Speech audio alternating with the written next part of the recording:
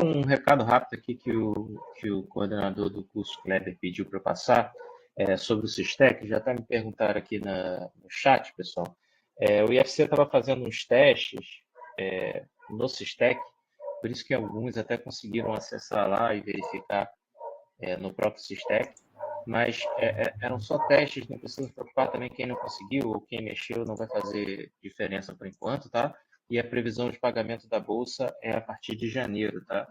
Eu estou confirmando com o Kleber se vocês vão precisar fazer alguma ação até lá, mas eu acredito que não, tá? Mas, de qualquer forma, vocês vão ser informados, fiquem tranquilos. Só isso, Diego. Beleza, meu caro. Deixa eu projetar aqui a tela. Só um minuto.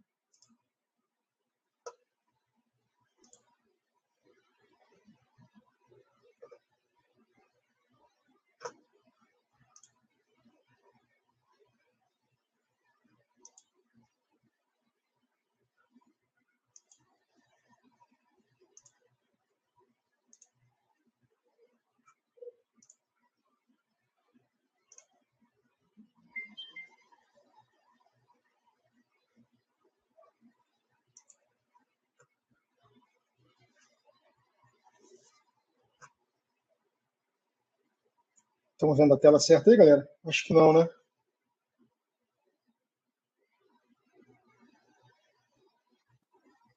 Tá aparecendo aqui o desktop.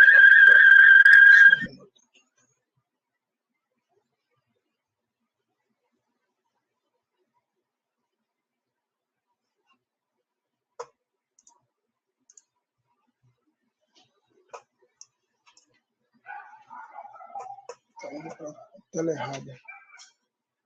Só um minuto.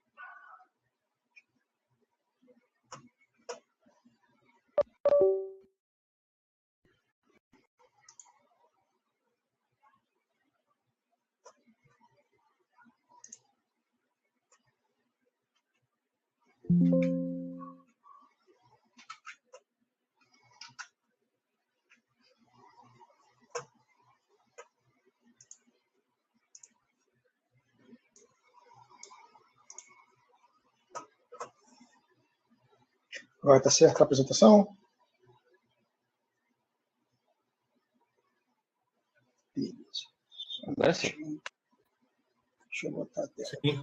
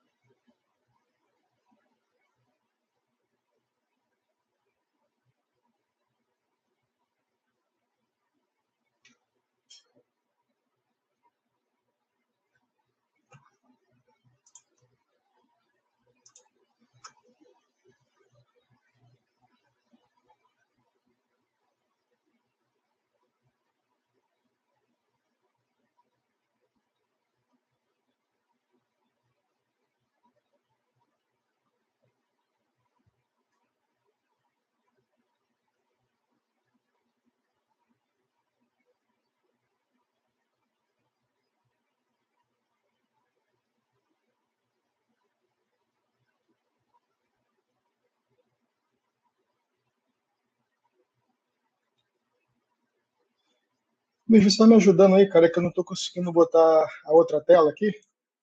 Você vai me ajudando que eu vou ficar sem acesso aqui o visual, tá? Se alguém fizer alguma pergunta, pode levantar a mão.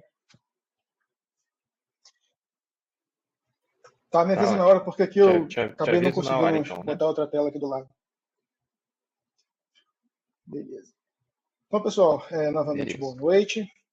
Nós vamos dar continuidade aí ao nosso conteúdo, né? Então, só para recapitular o que a gente já viu, nós já falamos, então, da importância, né? Aquela primeira aula, discutindo a importância para a defesa civil do solo, né? Vimos várias definições de solos, isso já na segunda aula. Na aula passada a gente já discutiu sobre as várias definições de solo para as diversas ciências, né? As diversas disciplinas. A gente viu também o quanto como que o solo se forma, quais são os fatores. A gente observou um modelo fatorial, funcional fatorial, né? Que envolve uma função que envolve 5 fatores, A gente discutiu ele semana passada. E hoje, nosso objetivo aqui é falar sobre morfologia do solo. Então, quando a gente vai falar em morfologia do solo, é importante que a gente pense sempre na estratificação desse solo, ou seja, como que funciona o perfil desse solo. Então, quando a gente olha para essas imagenzinhas que estão do lado, né, a gente já começa a pensar aqui, né, que isso aqui é um perfil do solo, ele é bem distinto, ele tem camadas bem distintas, que você consegue observar características semelhantes, né, só do ponto de vista visual. Isso aqui se reflete aqui embaixo também, tá vendo? Uma camada mais escura menor aqui, uma camada mais escura maior nesse ponto. Aí você consegue ver aqui um esquemático de como que seria essas definições, essas camadas. Então, quando a gente pensar hoje em morfologia, é importante que a gente tenha a dimensão que a gente está falando desse perfil, tá? Do perfil desse solo. Então, como objetivo da aula de hoje, eu vou comentar com vocês alguns atributos morfológicos de um solo. Então, a gente vai aprender a descrever esse solo com base nessas características. Então, esse é nosso objetivo hoje.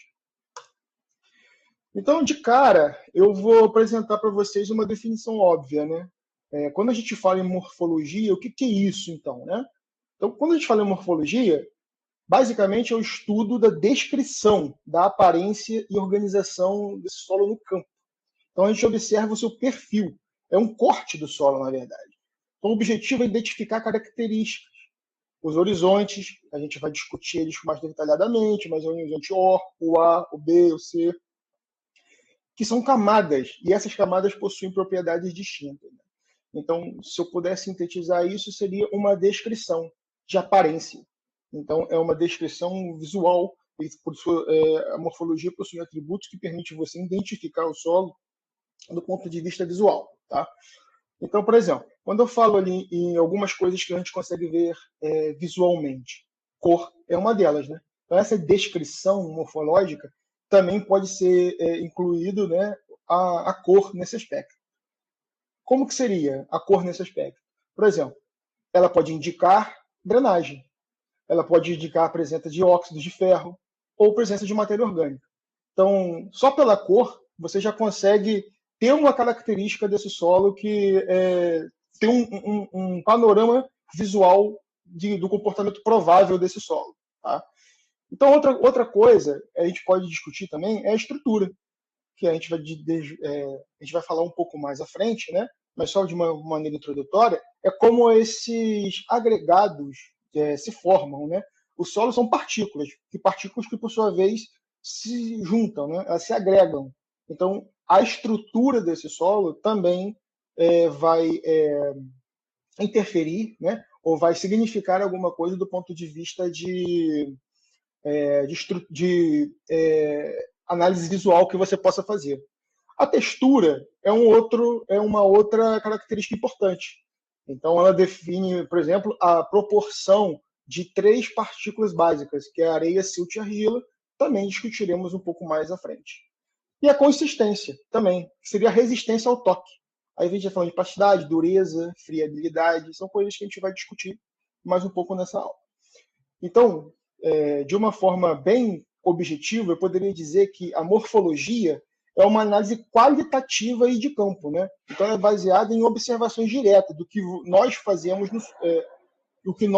no solo, no campo, como o solo se apresenta. Então, se referindo a como o solo se apresenta, tá? Né? Quando analisamos essa morfologia, nós estamos literalmente lendo o solo. A gente está lendo a paisagem. Então, cada cor, cada mudança de estrutura, cada camada conta uma história sobre formação desse solo, sobre drenagem, sobre uso, possíveis estabilidade do terreno. Essa é o contexto da morfologia. Pensar em morfologia, então, uma análise qualitativa e de campo. Tá? Então, vamos lá. Qual é o objetivo da descrição morfológica do solo? Então, está ali. Ó. Não é apenas registrar a aparência, mas sim inferir por propriedades invisíveis, que definem o comportamento do solo. Nesse caso, a gente faz uma análise visual, mas não é só pela análise, né? A gente faz uma análise com vias a inferir o que aquelas propriedades que estão invisíveis vão falar sobre o comportamento do solo no futuro. Por aí vem por exemplo, ali, ó, a cor acinzentada ou mosqueada indica drenagem deficiente. Mosqueada seria aquela manchadinha, aquelas cores como imaginar um bolo formigueiro, alguma coisa nesse sentido. Seria manchas, né? A cor acinzentada, né, acinzentada e mosqueada seria essa ideia de drenagem deficiente. Por exemplo, uma estrutura desenvolvida, bem desenvolvida, infere estabilidade e boa aeração, porque se a estrutura está bem organizada, esse solo está com agregados bem organizados, significa que ele infere uma boa aeração, ele está suficientemente poroso para uma boa infiltração e para uma boa aeração. Então, de uma forma geral, a gente poderia dizer que ele tem menos probabilidade de instabilidade. Quando a gente fala também de presença de minerais, sugere fertilidade, se você tiver bastante minerais. E outra coisa também que é a predominância de argila, né? Que infere baixa permeabilidade e alta troca de CTC, troca catódica. Tá? Então, se você parar para pensar, a gente sempre vai fazer uma avaliação visual, a gente vai sempre fazer uma avaliação de campo com vias a tentar identificar qual é a probabilidade, analisar riscos, né? Esse seria o nosso principal objetivo. Seguindo, aí tem uma analogia, né? Aí o solo seria alguma coisa parecida com o paciente, né? Vamos pensar, né? Quando a gente fala a morfologia do solo seria como se fosse um exame clínico do solo, né? Então é uma etapa que nós, né, os técnicos de defesa civil, assim como um médico ou como um veterinário, sei lá, se você está pensando do ponto de vista de animais, usa seus sentidos, né? Usa a sua visão, o tato, aquela análise clínica básica, né? Vai avaliar esses componentes elementares, né? De cor, estrutura, textura e consistência nos horizontes. Então vamos lá. No primeiro item ali, é um item de observação, né? Assim como um médico ou, no caso, um veterinário poderia observar um animal, ele vai olhar a pele, vai verificar a respiração. Antes de pedir qualquer exame laboratorial, ele vai fazer um exame clínico, inicialmente, né? Então, sei lá, depois ele pode pedir um raio-x, ou depois ele pode pedir um exame de sangue. O técnico deve observar o perfil do solo antes de coletar amostras. Então, veja, antes de ele coletar uma amostra, ele tem que observar o contexto. Então, como eu bati muito na tecla na última aula, a gente sempre deve observar e fazer uma leitura da paisagem. Tá? É sempre importante que a gente faça essa leitura da paisagem. Né? Aí a gente vai fazer o quê? Uma inferência. Né? Então, seguindo o fluxo ali, a gente vai fazer uma inferência. Por exemplo, uma cor vermelha pode sugerir drenagem rápida, que a gente vai discutir um pouco mais. Né? Mas risco de seca para a agricultura também. Ou temperismo avançado. A estrutura granular de um solo também, em encosta, pode indicar baixa coesão. Então, pode indicar um risco de deslizamento. Tudo que a gente vai discutir mais à frente. Aqui, nesse momento, eu estou discutindo o contexto, né, do porquê que é importante a gente fazer uma análise visual detalhada e uma análise visual de leitura da paisagem, para que a gente possa tomar decisões e com mais destreza. Né? Então, por exemplo, aí a gente vai para uma análise avançada. Então, numa análise avançada, aí a gente vai pedir um exame laboratoriais. Aí você poderia pedir, eventualmente, um exame de laboratório, a gente podia pedir uma avaliação de permeabilidade, a gente pode pedir alguma coisa de resistência ao cisalhamento, mas seria o pós, né? Então, o exame clínico, quem faz é a gente. O exame clínico, quem faz é quando a gente chega no local, né, que a gente vai conseguir fazer essa avaliação inicial. Então, é isso. Aqui, ó, a gente discutiu isso, né, na semana passada, né, então eu gostaria só de trazer, porque tem uma relação de importância significativa. Tá? Então, esses aí são os 5 fatores, para a gente fazer a formação do solo. Tá? Então, a gente sabe que o material de origem, né, se refere aí a rocha-mãe, se refere à rocha-mãe que vai gerar esse solo, né? Então, eu digo aqui que o resumo do conceito seria que é um ponto de partida para o solo, né? Como que esse solo vai... quais são as características minerais esperadas para esse solo baseado na rocha-mãe, né? Então, ele pode indicar, por exemplo, um potencial de fertilidade. É sabido que as rochas, por exemplo, as rochas de origem vulcânica, elas tendem a ter grande potencial de fragilidade. Por exemplo, aquela famosa aqui no Brasil, né, na região de São Paulo, sul de São Paulo, a famosa Terra Preta lá, essa terra tem uma origem vulcânica também, tá? Então ela tem um grande potencial, ela tem nutrientes que são importantes para o solo. Então esse material de origem vai dar as características mais elementares, né? Vai dar as características do que a gente pode esperar daquele solo, tá? Então a gente discutiu também que clima, né? Então ele vai fornecer água, que é um agente químico, e temperatura, que é energia, que vai controlar a velocidade das relações ao intemperismo. Então, se você puder resumir o conceito, então o clima controla a velocidade da formação. Tá? Quando a gente pensa em relevo, a gente falou também que controla o movimento da água, né? Essa lógica de infiltração versus escoamento, né? E a intensidade dessa erosão. Então, o relevo redistribui água e o material. Então, ele redistribui água na paisagem, né? No sentido de que em áreas planas essa água acumula e nas áreas de encostas, inclinadas, né? Essa água tem movimentos mais acentuados, tem mais energia para mover e mais potencial também de fazer, quanto mais inclinado, mais velocidade e mais potencial de causar danos. Então falamos também, né, do organismo, né, que é aquela ideia de que injeta matéria orgânica, né, que faz aquela quebra da matéria orgânica, dos compostos, e que vai gerar humus, que vai dar vida, que vai influenciar a fertilidade, que vai dar aeração, que vai dar estabilidade. Então, como um resumo conceitual significativo aqui, que eu diria que é um agente biológico de transformação. Tá? E o tempo, que é uma coisa extremamente importante para a gente pensar em solo. O processo de formação do solo é muito lento, tá? Ele é muito devagar.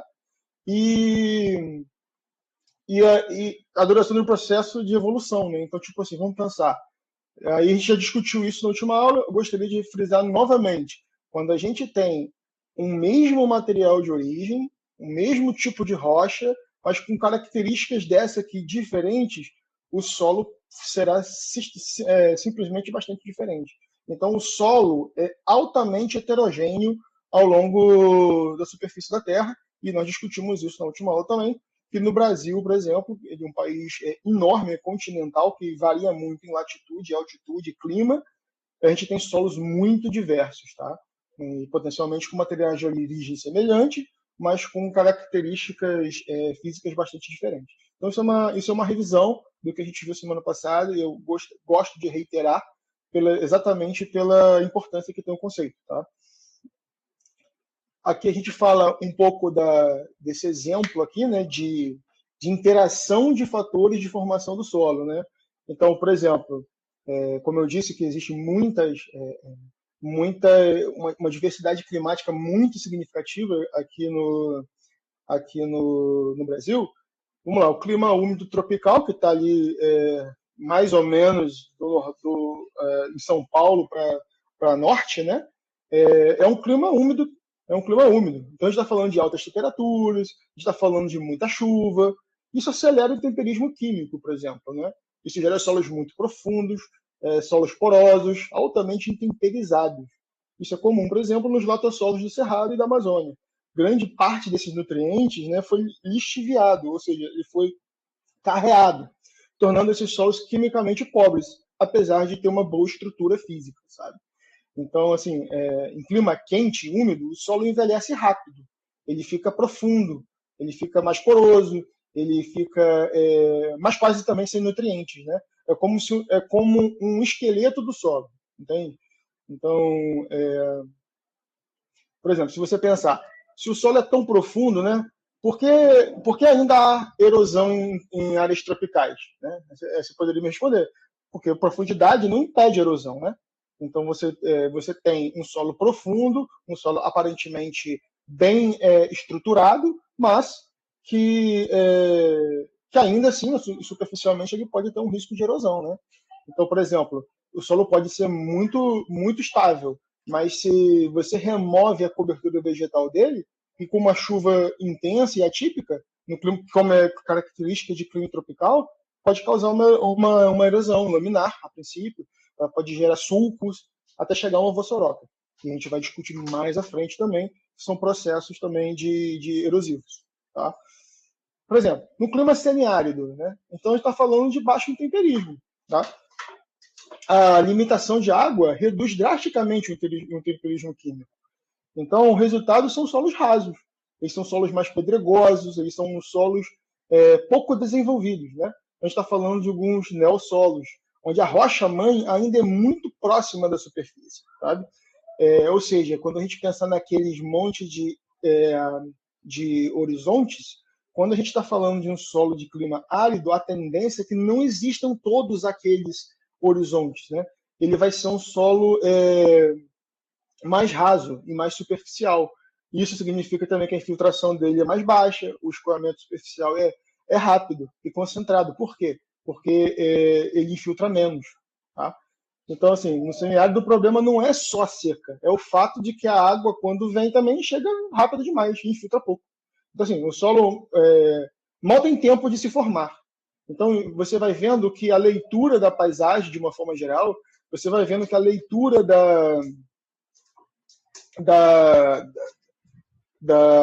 paisagem e dos atributos dos solos fazem toda uma diferença, né, em como esse solo vai se comportar, como se vai se formar e também se comportar, sabe?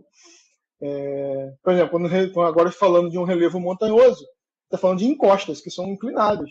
Então, de cara, a gente observa que ele tem grande potencial erosivo, né? E a erosão remove o solo de forma mais rápida do que ele pode se formar, mesmo ao longo de milhares de anos. Então, assim, o tempo é limitado. Vamos pensar assim, na encosta, a tendência é que a gente sempre tenha espessuras de solos mais menores, né, do que espessuras numa área de bacia, onde é uma área plana de bacia, onde a tendência é que esse material vai ser depositado com mais frequência, com mais intensidade, e esse material que vai sendo depositado vai formando um solo mais profundo. Tá? Então, vai ser uma área de acumulação de água, que por sua vez vai aumentar o temperismo químico. Então, geralmente, em áreas montanhosas, assim, a gente está falando de um predomínio, mais ou menos, de um solo do cambissolo, ou de um neossolo, sabe? Então, isso tudo todas essas características de interação entre os componentes vão dando características diferentes ao solo também. Então, um mesmo solo, eventualmente, de material de origem, ele pode, combinando esses fatores, ele pode ter resultados de solo completamente diferentes, baseando também em clima, em relevo e todos esses fatores. Então, veja, os fatores climáticos interagindo entre si produz grande heterogeneidade de solo. Então, vamos lá. Ó. Vamos discutir agora o que seria esse conceito, né, técnico de perfil. Quando a gente fala em perfil, a gente está falando de uma seção vertical do solo, tá? E ela se estende da superfície até o material de origem. Tá? Ou seja, se você for cavar o solo, seja ele onde for, você vai cavando até encontrar em algum momento rocha. Tá? Que rocha é essa? Essa é a rocha-mãe que gerou aquele solo. Essa é a rocha-mãe, né, que foi intemperizada pelos agentes intempéricos, né, que a gente já discutiu, e que ele vai gerar esse solo depois. Tá? Então, basicamente, quando a gente fala em perfil, a gente está falando em dividir essa quantidade de solo em camadas distintas, tá? E que a gente vai chamar de horizonte a partir daqui. Tá bom? Então, ó, o processo de formação ali, ó, no perfil. Por exemplo, lixiviação. O que é isso, né? É o processo de lavagem e transporte de material fino. Então, a gente está falando de argilas, óxido ou algum solúvel para fora do horizonte de origem. Por exemplo, Você tem o horizonte A e o material foi deslocado para a camada do horizonte B. Então, a gente diz que esse material foi lixiviado, ele foi carreado. Então, ele foi transportado entre camadas de solos para uma camada mais inferior. Né? Então, por que é relevante lá? Indica a perda de nutrientes, por exemplo. Horizontes de superfícies superiores e alto grau de intemperismo. Né? Acumulação de argila, por exemplo. Né? É a depósito de material fino, argila. Então, ele foi lixiviado de um horizonte superior. Então, por exemplo, quando a gente fala de um horizonte B argiloso, essa argila ela foi deslocada de horizontes superiores. Né? Então, ele tende a ser um horizonte mais argiloso. Né? Quando a gente fala também em hidromorfismo, aí o que é isso, né? Opa, pode falar.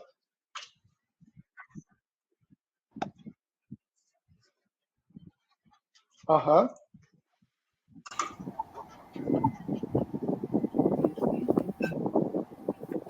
Desculpa.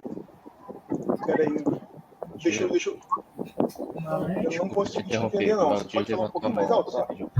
É só uma pergunta. Quando você fala de lixiviação, tem correlação com mutação, processo de mudança de forma, da formologia do solo, em relação a possíveis a lixiviação está diretamente relacionada com a infiltração, sim, mas seria mais o ato. Quando fala seria mais o ato da de lixiviação, está relacionada com... Está falando de um processo que seria de mutação, levar água, da forma, levar água e o material. Quando a gente fala, por exemplo, que a gente está contaminando um sobreágua. A gente está falando que eventualmente um fertilizante ou um produto químico está sendo lixiviado, ou seja, ele está sendo carreado de cima para baixo até chegar no sobreágio. Então, se você pensar em lixiviação, você pode dizer que é basicamente um processo de transporte. É dizer que esse material está sendo levado. Tá? Não sei se deu para entender legal aí. Substâncias, não apenas substância, porque você pode também lixiviar argila, ou seja, é material. Pode ser uma substância química, mas pode ser também material. Pode falar aí, José. Duna? Substâncias, no caso, né? Não é o caso. Não é o caso. As dunas são formações de intemperismo eólico, né, de vento. Então o vento vai transportando elas. Não tem a ver porque quando a gente fala de lixiviação, a gente está falando de coisas em perfil do solo. A gente está falando de coisas que descem no perfil do solo. É um movimento descendente. A duna, você vai tendo movimentos geomorfológicos, no sentido de você mudar a orientação. Por exemplo, como uma duna se forma, né? A duna vai se formar na medida que vai ter um obstáculo. Se você parar para observar, toda duna você vai ter um obstáculo.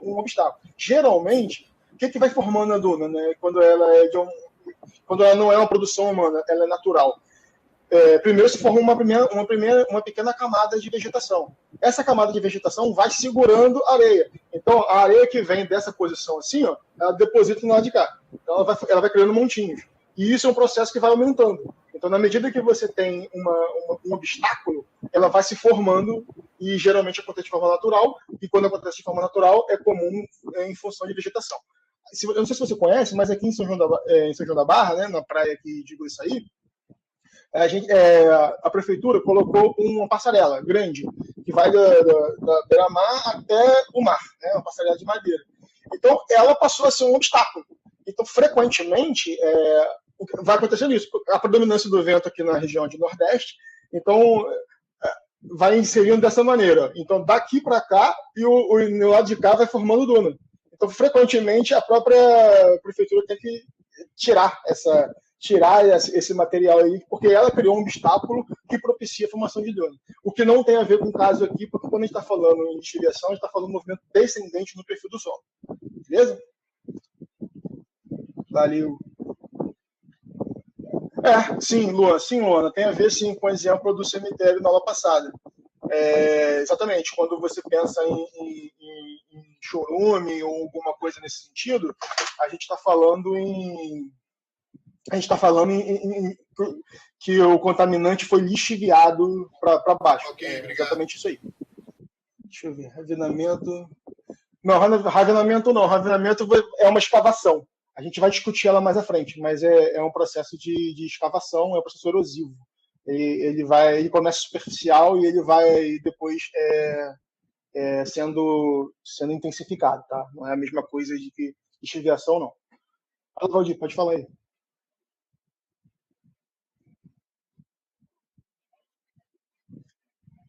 Perfeito. Mediante a água. Depende do agente transportador.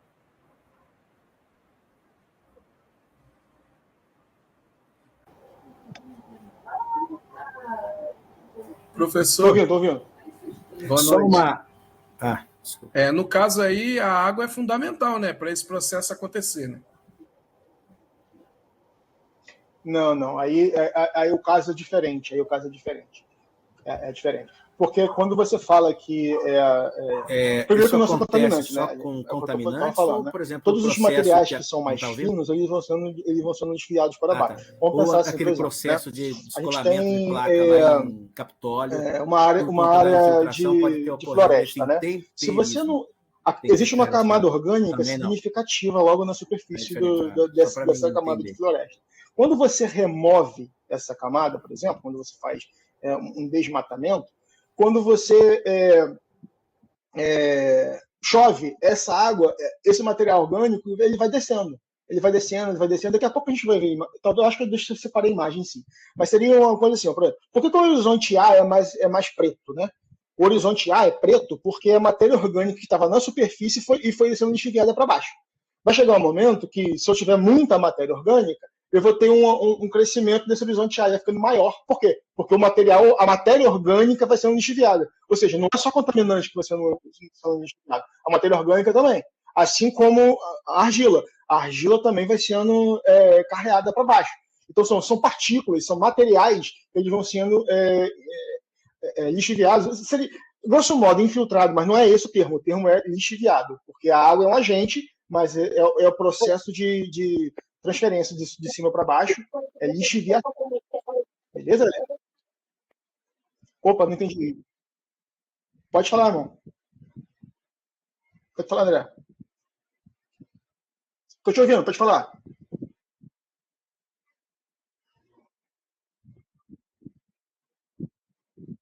Aham.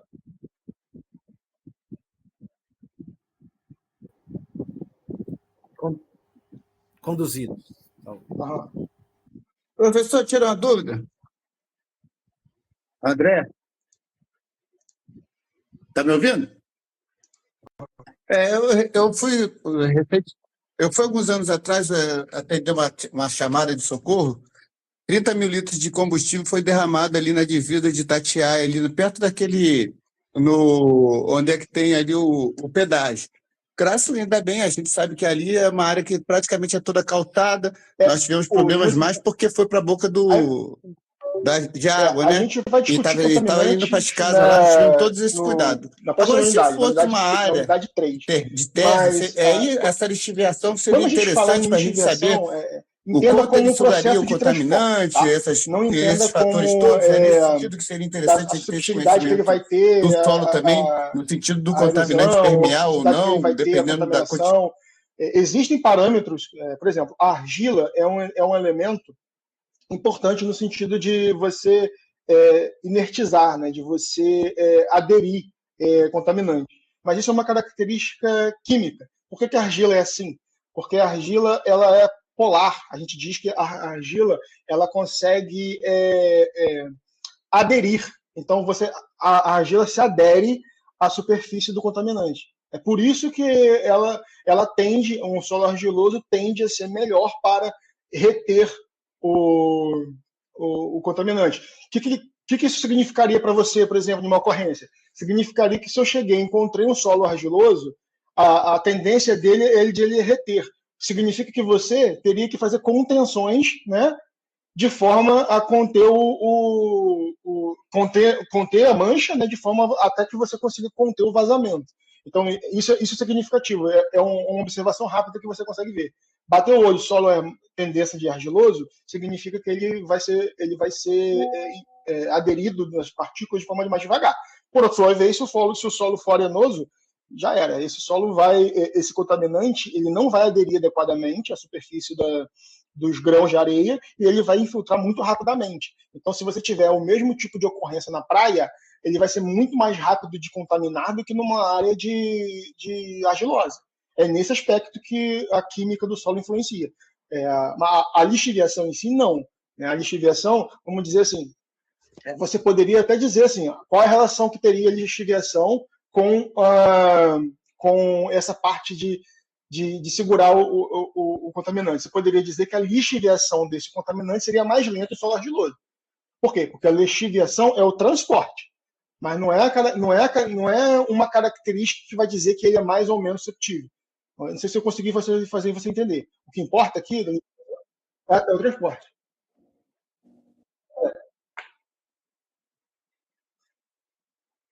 Perfeito. Vamos discutir agora aqui. Nos próximos slides a gente já vai falar de granulometria.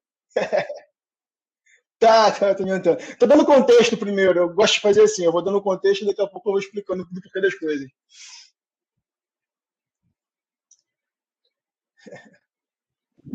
Entendi. Deixa eu ver aqui se tem mais algum comentário. Entendi, sim. Então, tem muito a ver, então, com a granulometria também, pelo que você falou, né?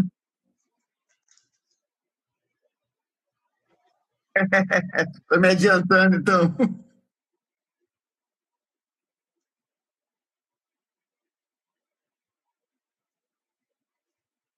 Então, beleza, galera. Então, quando tiver mais alguma coisa, vocês me interrompam aí, tá, Luiz? Eu vou sair daqui da tela de novo.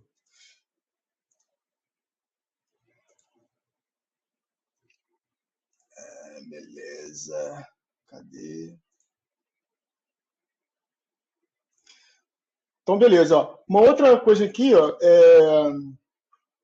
que é o hidromorfismo, né? O hidromorfismo é a condição de saturação, né? É a condição de saturação aí que prolongada devido à drenagem deficiente, né? Então, ou seja, se você tem uma drenagem deficiente, a tendência é que essa água se acumula. Então, essa água que acumula cria aí uma condição chamada de hidromorfismo, né? Então, bateu o olho, viu um solo acinzentado, você já de cara sabe, esse solo não drena legal e esse solo está constantemente alagado. Opa, abriu o microfone aí.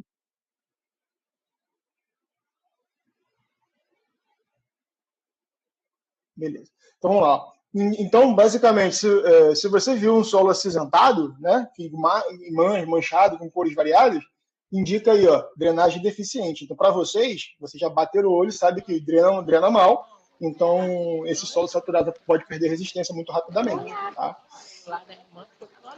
Aí, ó, eu tenho os horizontes, né? Então, finalmente, vamos falar dos horizontes aí. Então, olha lá.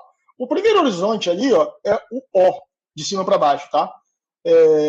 Ou seja, é o horizonte orgânico. É a porção inicial ali, onde está a maior parte do material orgânico, né? Então, predomina a matéria orgânica, né, que está acumulada na superfície do solo, tá? Então, é muito comum em áreas florestais, né? Quanto mais densa a floresta, mais essa matéria orgânica vai estar superficialmente ali, né? Por exemplo, essas folhas que caem no solo numa floresta são chamadas de serrapilheira, né? Essas folhas vão sendo decompostas e elas não só protegem o solo contra a erosão, contra a chuva, quanto elas vai depois virando matéria orgânica, vai virando humus para esse solo. Então é um processo que vai deixando o solo mais fértil, tá? Então é muito comum em floresta. Então essa matéria orgânica é muito, muito importante para a ciclagem de nutrientes, por exemplo. Agora, quando você pega no horizonte A ali, ó, logo abaixo dele, você tem um horizonte mineral, ele é mineral com matéria orgânica. Então, a matéria orgânica que foi lixiviada da camada superior. Então, essa camada orgânica aí, ó, perdão, só um minuto. essa camada orgânica dessa parte aqui, né, superficial, ela vai se deslocando para a parte inferior. Então, quanto mais matéria orgânica que eu tiver aqui e maior é o tempo, a tendência é que esse cara aqui, né, o horizonte A, ele venha sendo deslocado para baixo, ele vai aumentando de tamanho, né? Então, ele acumula humus, tá? Então, basicamente, os animais, né, tatu, minhocas, eles vão revolvendo isso e vai favorecendo esse deslocamento vertical da matéria orgânica aí, né? Então, muito se fala que é o horizonte agrícola, né? Por quê? Porque ele é o mais fértil, né? A grande parte das raízes estão aqui nesse horizonte bem fértil, né? Existe um horizonte que ficaria entre o A e o B, que é chamado de horizonte eluvial, né? Esse horizonte não acontece em todos os solos, ele é difícil, né? Como está aqui uma observação, né? Não está presente em todos os tipos de solo, sua presença depende de processos pedogênicos que originou. O que quer dizer isso, né? Ele seria um solo de máxima lixiviação, né? Ou seja, ia ocorrer uma lavagem muito significativa. Aí esse horizonte é clareado, ele é meio pálido, sabe? Ele, como você lixivia muito, né? Aí vai perdendo os nutrientes, então ele ficaria uma cor meio pálida. Então ele não é comum, tá? Mas ele é possível de existir na natureza, mas de uma forma geral a gente vê isso aqui.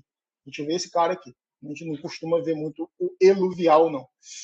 Aí depois a gente tem o B, que basicamente a gente vê muito, né? Aqui no Brasil a gente vê bastante, que é o horizonte de acumulação, né? Então, basicamente, ele também é chamado de horizonte iluvial, né? No sentido de entrar. Eluvial é aquilo que sai, iluvial é aquilo que entra, sabe? Mas são terminologias mesmo, né? Mas o que importa para a gente é que esse horizonte onde os processos pedogênicos são mais intensos, né? Aí ocorre muita acumulação de material que foi perdido nos horizontes superiores, né? Então a gente está falando de argila, de ferro, tudo que vai sendo deslocado para baixo. Então esse aí é o horizonte que vai acumulando essas características, essa substância, essas partículas que estão nos horizontes logo acima, né? Basicamente, o B, esse horizonte B, costuma ser denso. Ele costuma ter coloração específica e também ele possui menor permeabilidade, né? Então, na medida que ele vai ficando mais profundo, ele fica também mais compactado, ele vai sendo as argilas, que são partículas finas, vão sendo depositadas mais nele, então ele acaba ficando menos permeável, ele fica sendo mais selado ao longo do tempo. Então vai aumentando essa camada também. Então vai sendo um pouco mais compactado. E esse aqui é o horizonte C, né? O que seria o horizonte C, na verdade, né? Seria aqui não aparece, mas a rocha-mãe estaria aqui, né? Então, esse horizonte aqui é de um material que está logo acima da rocha-mãe, que está consolidada ainda. Só que esse cara aqui foi pouco alterado, da rocha intacta. Então, na verdade, é uma transição entre a rocha intacta e o horizonte do B. Então, ele ainda é pouco intemperizado, tá? Imagina que a água vem se deslocando de cima para baixo, né? Chega no momento que ele vai chegando aqui na rocha, e essa água vai dissolvendo essas rochas, esses pedaços de rochas pedregulhos. Ao longo do tempo, esse cara aqui vai se tornar horizonte B. E ele vai continuar dissolvendo as rochas da rocha-mãe aqui, e aqui passa a ser C. E assim vai. Então é um processo, esse processo químico que a água vai dissolvendo, vai de baixo para cima. Então, de baixo para cima, eu vou tendo um intemperismo. Então, o intemperismo acontece em superfície, acontece embaixo também. A gente já viu, é físico e químico. O químico especificamente produzido pela água, onde a água vai sendo movimentada, né? onde a água parada vai sendo dissolvendo a rocha, tá? Que é que a gente chama de intemperismo químico. E aqui, como eu te falei, né, existe o R, né, o que a gente chama de horizonte R, ou rocha-mãe, depende muito da nomenclatura, mas que basicamente é horizonte de rocha consolidada. Então, a rocha-mãe está ainda como rocha, né? Ela ainda não foi intemperizada ao ponto de começar a dissolver e virar solo. Será, no futuro, solo, né? Então, se você parar para pensar aí, né, eu poderia perguntar, por que não existe horizonte E, né, em todos os solos, né? Então, basicamente, o horizonte E só aparece quando a lixiviação muito intensa, né? Porque ele vai lixiviar tão rápido que ele vai gerar as propriedades, essas propriedades que estariam aqui, vai ficar meio pálido, eles vão descer, né, vão para as camadas inferiores, e isso deixaria um horizonte E aqui. Mas, como eu te falei, ele é pouco frequente, né? Nem todos os climas, nem todos os tipos de solo têm condições para fazer essa drenagem intensa que remove argila e matéria orgânica do ar muito rapidamente. Tá? Então é pouco frequente. Então a gente pode perguntar também, poxa, o horizonte B, né, seria sempre um solo argiloso? Não necessariamente, tá? O horizonte B, apesar de receber argila dos horizontes superficiais, né, superiores, né, existem estruturas de B também que são óxidos, são outros tipos de materiais, né? Na verdade, o que vai determinar aí se o B é argiloso ou não é o processo pedogênico como um todo. Mas não necessariamente ele tem que ser argiloso, tá? Eu poderia perguntar para vocês, poxa, então o horizonte C e o horizonte R que não aparecem são a mesma coisa? Então, não, né? Não serão a mesma coisa. O C é material que já foi intemperizado, já iniciou o processo. E o R ainda é a rocha consolidada. Então, isso são características importantes para a gente entender. Pode falar.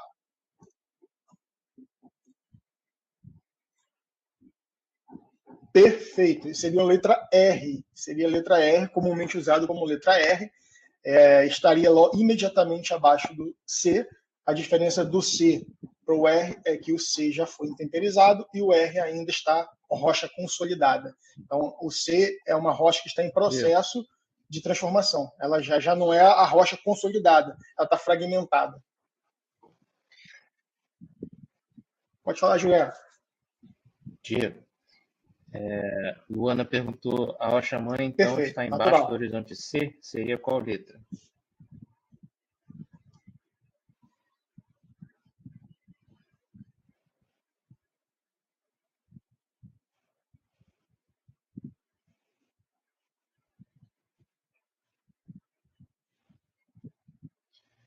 Seria. Um aterro seria completamente diferente, porque você tá aumentando basicamente um horizonte B. E José Né? Luiz Porque levantou. pensa, se você aterrou uma área, ele não tem horizonte O. Ele não tem matéria orgânica. Se ele não tem matéria orgânica, ele ainda não tem horizonte A. Então você está fazendo um crescimento artificial do horizonte B. Aí, ao longo do tempo, na medida que o solo for tendo vegetação, aí o horizonte O, o horizonte A vai crescendo. Entendeu? Você está fazendo. Então seria um horizonte O, seria artificial. Não, desculpa, um horizonte B artificial, né? Isso. Valeu. Mais alguém aí? Fazer algum comentário? Beleza. Então vamos seguir aqui. Show.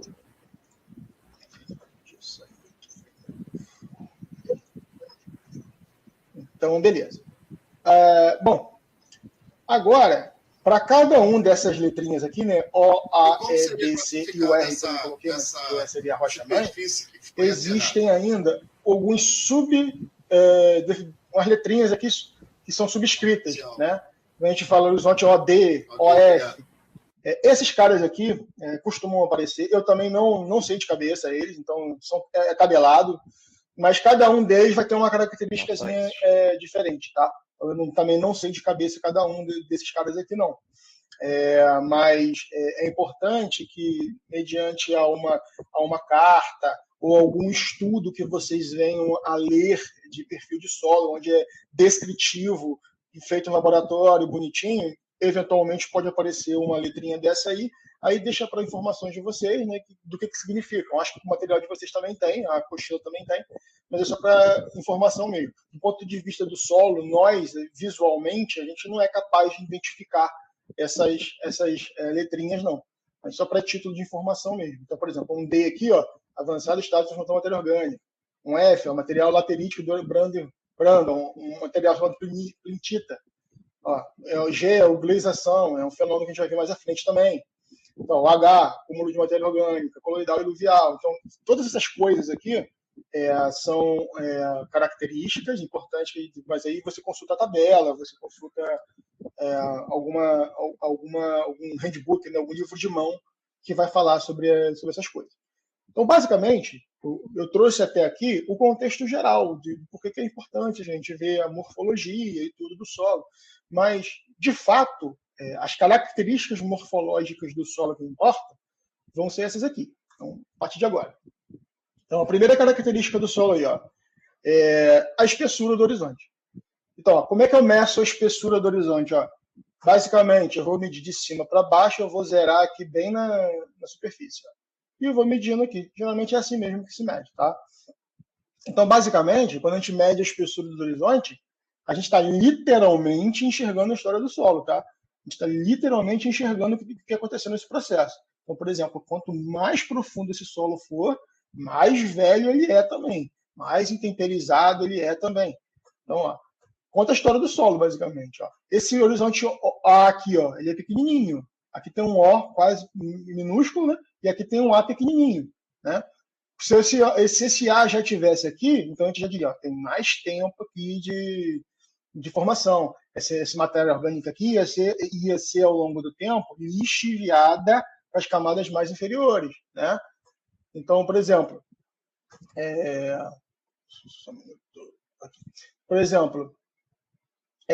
se um horizonte é mais espesso, necessariamente significa que ele é mais fértil? Nem sempre, tá?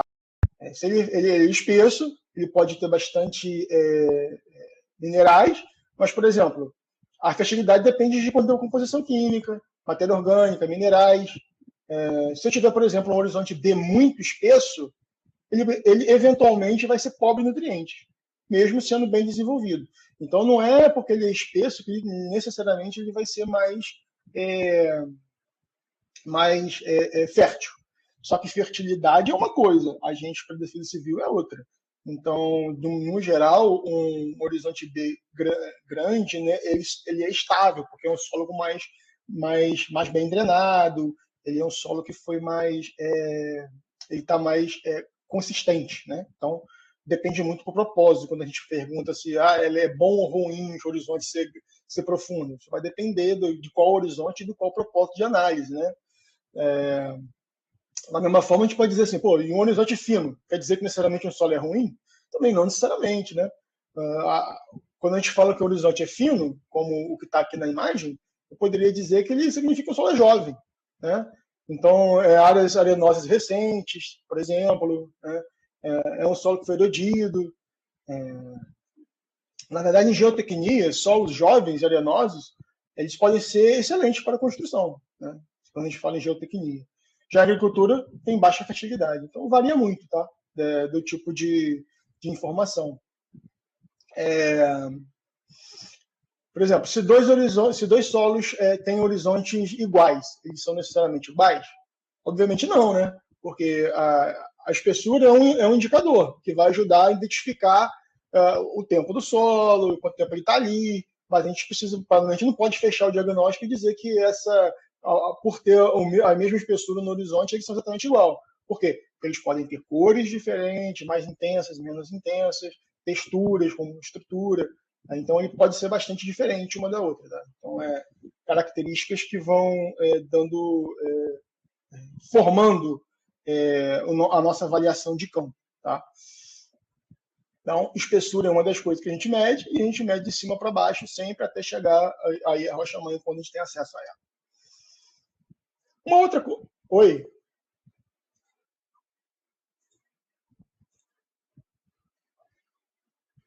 Sim.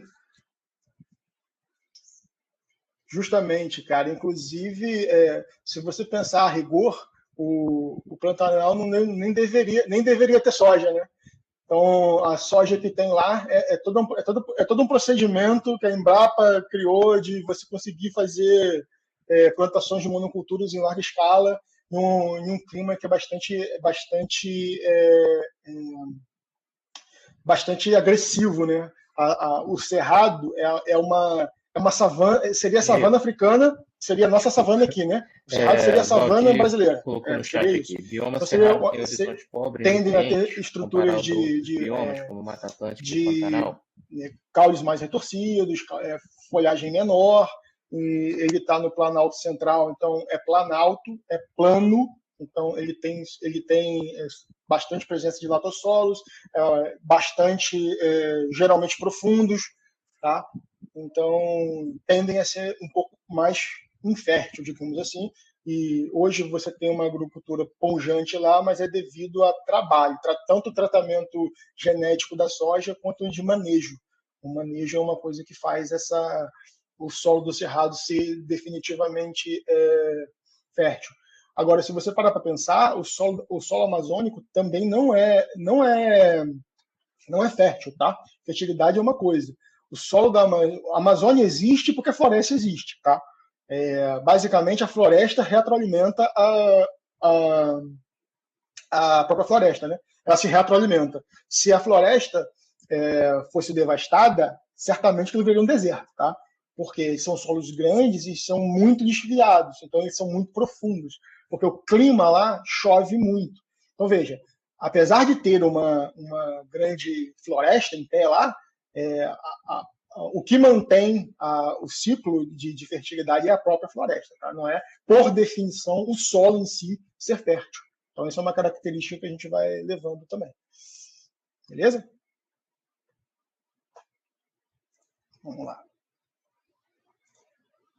Então, é isso. Ó. Então, agora a gente vai falar de cor, né? A gente já falou algumas coisas, a gente já deu alguns spoilers aí de como que você identifica a cor, né? O que a cor pode significar. Mas a cor, a gente vê três coisas na cor, né? Então, basicamente, ó, é uma característica muito evidente em campo, né? Então você bate o olho e você identifica, consegue fazer alguma leitura do que é. Quem inventou essa classificação, esse círculozinho aqui, seria Munzel, né? Seria a carta dele, né? Ele fez isso aqui para artístico também, tá? Não é o uso específico do solo, não. Mas aí a gente vê três coisas nessa classificação aí. Então, basicamente, ó, a gente vê a matiz. O que seria isso, né? Basicamente indica cor predominante, né? Então, basicamente, vamos lá. Se eu encontrar, por exemplo, um solo vermelho, o que significa um solo vermelho? Ele significa a presença de um mineral chamado hematita, que, por sua vez, indica que ele é ferruginoso, ele é um óxido de ferro, tá? Então, é isso, é a hematita. Então, seria uma forma de você identificar. Então, a matriz é o quê? É vermelha.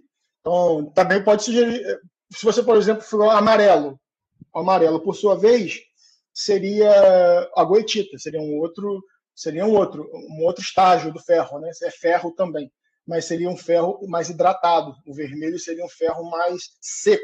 São coisas que a gente consegue ver só identificando.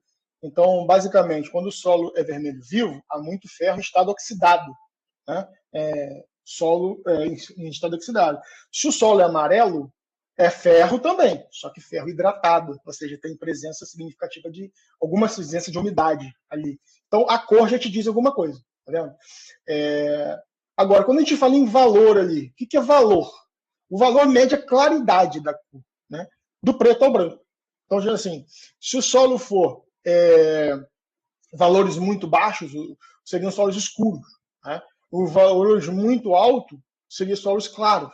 Então vamos pensar assim, em que condição o solo é escuro? Basicamente quando você tem matéria orgânica, né? ou umidade, né? E valores altos. Então o solo é claro, ele é lavado, ele é pobre de matéria orgânica. Se você pensar, por exemplo, na areia, a areia seria clara, né? Por quê? Porque ela tem baixo teor de matéria orgânica. O preto vai indicar bastante essa presença de matéria orgânica. Então esse é o segundo elemento que você vê aí nesse gráficozinho. E o terceiro elemento é o que chama de croma, né? O que é isso? Mede a intensidade, ou seja, a pureza da cor, né? Um croma alto indica que a cor está viva. E um croma baixo indica que o solo é bem drenado. Desculpa, que o solo é uma cor apagada. Então, um croma baixo, a cor é apagada. Um solo vivo, um croma alto, é um solo bem drenado. Né? Então, o croma baixo é um alerta. Se o cromo baixa é um alerta porque indica hidromorfismo, indica mistura de materiais. Quando, por sua vez, quando o cromo é alto, você tem uma maior presença ali de um ambiente de cor viva, né? Bem drenado. Então, veja bem. Isso aqui são 3 características, tá? 3 coisas que isso aqui diz. Mas como que você classificaria isso no solo? No campo, por exemplo. No campo, você pegaria algo parecido com isso aqui. Tá? Então, vamos lá. Ó. Esse aqui é um exemplo. Tá? O 7,5YR, aqui, ó, a gente vai buscando, eu acho que ele está mais ou menos aqui. Ó. Então, ó, o que ele representa? É o tipo de cor, ou a família dessa cor. O YR seria yellow red, né? Red, né? Que seria amarelo avermelhado. Né? 7,5 significaria o quê? A proporção entre amarelo e o vermelho. Então, é a proporção entre amarelo e vermelho. Aí, dito isso, você vai para as outras cores, né? Você vai para os outros pontos. Né? Isso aqui indica o valor, né? E isso aqui indica o croma. Então, o valor, né? A intensidade e a pureza. Aí, quando você pega e cruza essas informações, essa aqui, por exemplo, é a folha, né, a ficha do 7,5. Agora, variando 5 e 6 aqui, ó, por exemplo, nesse aqui, ó, a gente vai pegar essa coluna com essa aqui, juntar, e esse aqui, ó, esse tom aqui, meio amarronzado, seria esse cara aqui. Então, são coisas que a gente não faz no campo, geralmente a gente não tem isso aqui, mas seria a forma que a gente teria. Eu também não tenho essa prancha, né, esses fichários, mas seria uma forma que a gente identificaria exatamente qual é a cor daquele cara ali, né, daquele solo específico que a gente está analisando, aquela amostra específica. Então a gente consegue ver que é um marrom, né, mais puxado para o amarelo, se a gente olhar ali, um amarelo avermelhado, né? A gente consegue ver que o 5, por exemplo, o brilho dele é médio, né? Então é um brilho de cor média, né? E a gente consegue ver também ali que seria mediano também a intensidade aí, né? A intensidade da cor aí, né? Seria uma intensidade moderada, se a gente parasse para pensar dessa maneira. Então, isso aqui é a forma que a gente tem. Se o colega da Defesa Civil puder dizer se ele já viu isso aqui alguma vez na vida, mas essa seria a forma que a gente poderia fazer isso no campo. Eu, particularmente, nunca fiz isso no campo também e nunca tive acesso a isso aqui. Só sei teoricamente que é assim que se faz, mas o colega pode compartilhar isso, ele já viu isso?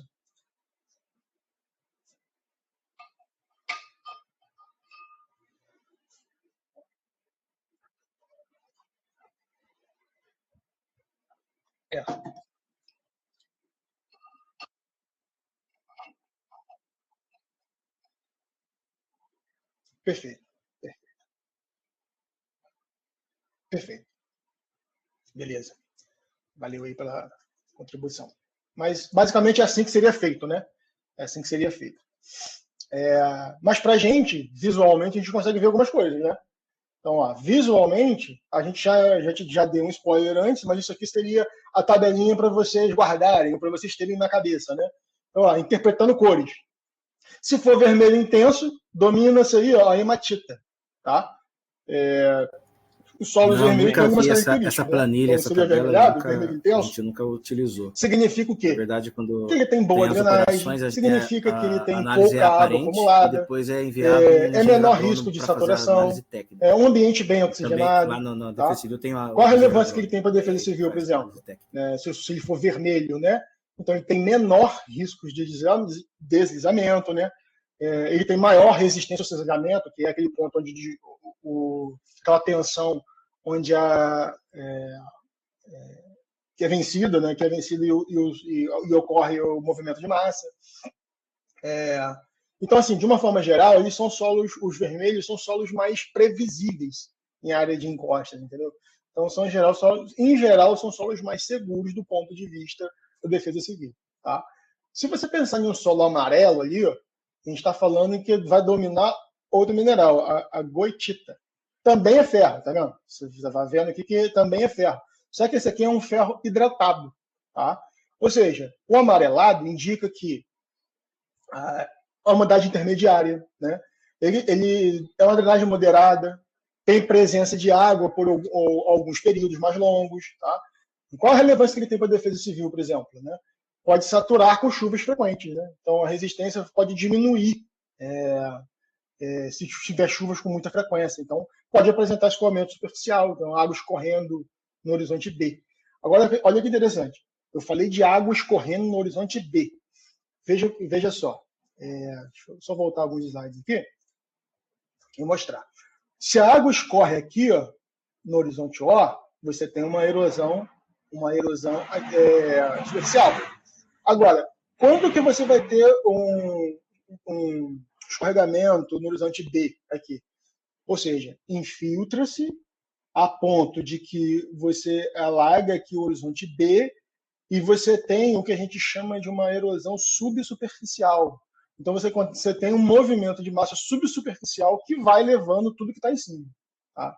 Então, quando você tem um horizonte B amarelado em uma encosta, é um risco para vocês, né, que vocês identificarem, porque mediante a chuva intensa, ele pode vir a deslizar. Né? Mas, de uma forma geral, né, com nível de umidade normal, né, sem nada acima do normal, ele tenderia a ser um solo seguro também. O amarelo ele tenderia a ser um solo seguro também. Quando você, por exemplo, assim, na verdade, se você para pensar, o amarelo ele também é seguro. Só que a segurança dele vai depender muito de onde ele está. Né? Se você tiver um horizonte, uma camada superficial fina, uma camada de solo fina, em um ambiente de encosta, né, e com uma grande presença de horizonte B amarelo, existe potencial significativo de deslizamento em caso de muita chuva. Agora, quando você tem esse horizonte amarelo, né, eventualmente em uma camada de solo mais profunda, você reduz o risco. Então, são coisas que a gente vai lendo na paisagem. Tá? Agora, quando a gente fala ali em acinzentados, né, então, é a química, na química, né, a redução do ferro. Né? Então, ele sai de F3, né, para F2. O que significa isso aí, de uma forma bem objetiva? Né? Quando você tem um solo acinzentado, significa que você tem presença permanente ou recorrente de água. Diferentemente do amarelo, que ele tem umidade, né? O solo acinzentado, né, ele tem presença recorrente de água. Tá? Ele está frequentemente com água. Isso pode significar que o lençol freático está muito alto, pode significar que ele alaga com muita frequência. Então, se você vê uma área onde não alaga com muita frequência, mas ele tende a ter essa cor acinzentada, significa que o lençol freático dele é sempre muito alto. Né? Então, seria uma presença constante de água. Né? Esse ato de reduzir o ferro aqui, né, que dá essa cor acinzentada. Então, de cara, quando a gente pensa em um solo alagado, né, um solo que tem presença de água constante, a gente pode retornar na última aula. Lembra? Quando a gente tem o solo é um componente trifásico, já vimos que ele é sólido, líquido e gasoso, certo? Ele tem os 3 componentes. Então, o mineral é o sólido e a matéria orgânica, né? E a água é o líquido e tem o ar. Se eu tenho um solo frequentemente, sistematicamente alagado, o que diminui dessa equação? O ar. Então, é um solo que tende a ter pouca oxigenação. Tá? Então, se você parar para pensar assim, qual que é a importância dele para a defesa civil? Se você viu esse tipo de solo mais acinzentado, você sabe que ele indica ambientes encharcados. Esse ambiente encharcado, provavelmente, ele tem... são solos que preocupam a defesa civil, porque ele tem pouca resistência de deslizamento, né? Então ele vai perder rápido a resistência. Né? Então esse tipo de solo aqui que está constantemente alagado, ele é um solo mais perigoso, digamos assim, de defesa civil. Aqui a gente tem o escuro, né? Ou seja, o preto, né? Quando a gente tem preto, a gente tem presença de matéria orgânica. Então no horizonte superior, né, a característica típica aí do horizonte A, que é a matéria orgânica que vai sendo depositada do O, né, para baixo, né?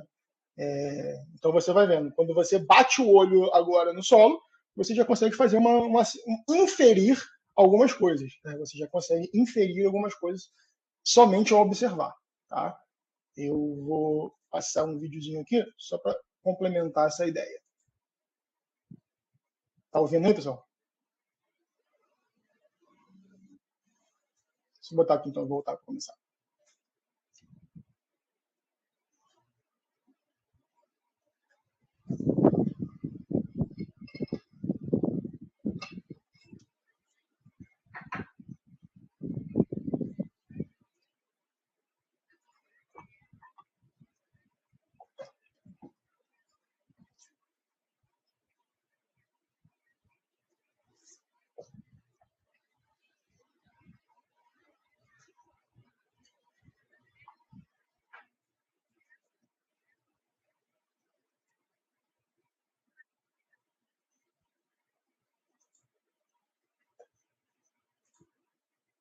As cores do solo.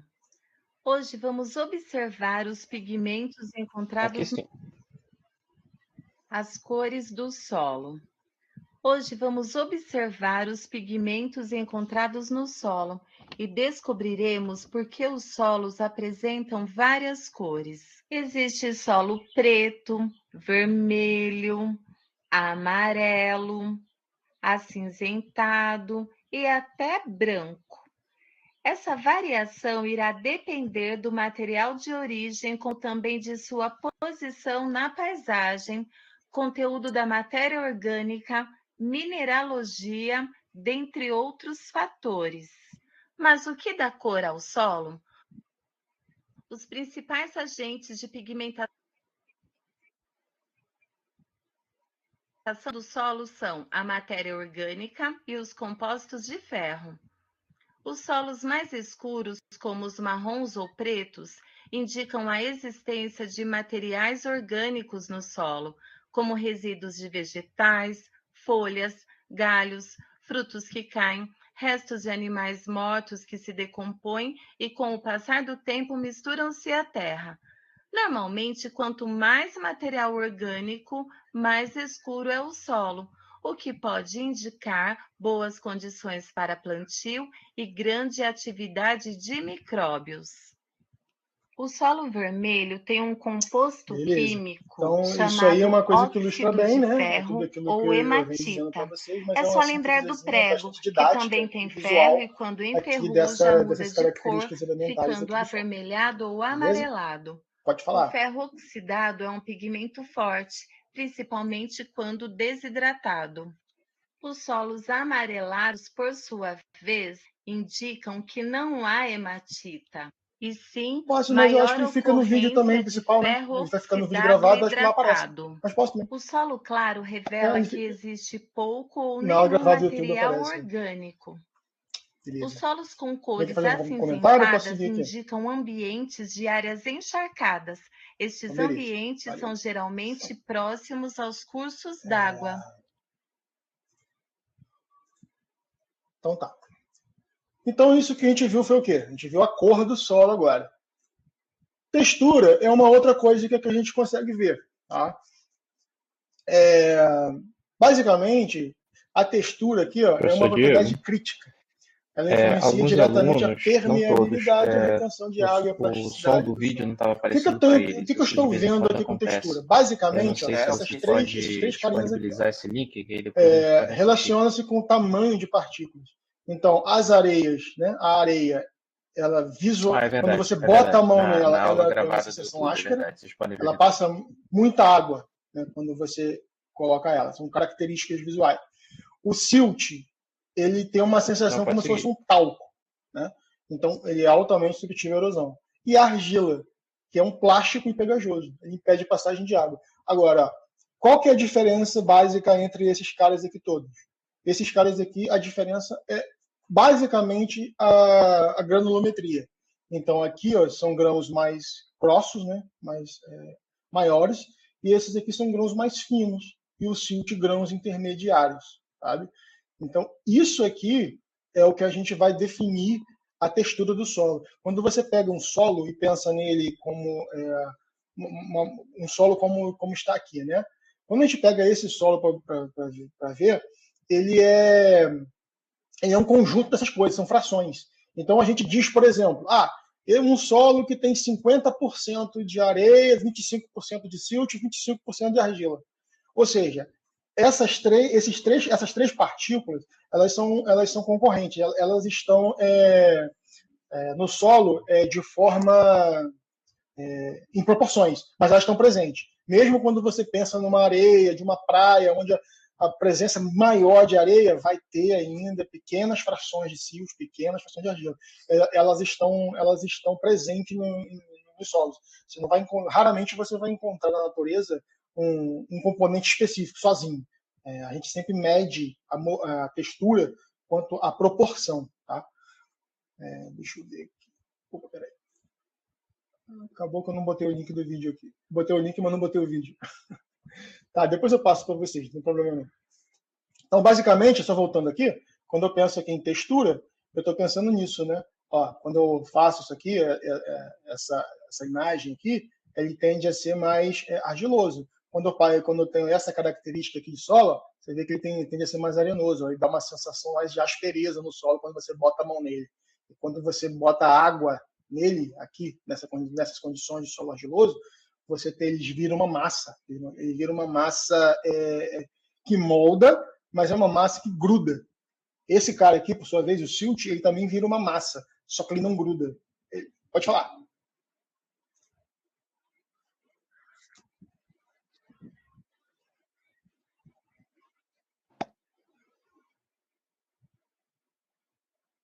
Geralmente é argila, né? Talvez argila. Geralmente essas panelas nessa panela de barro, né? Eles usam para moldar.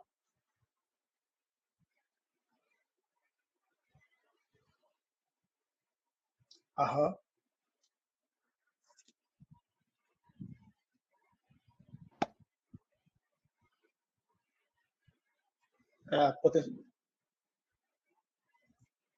Isso.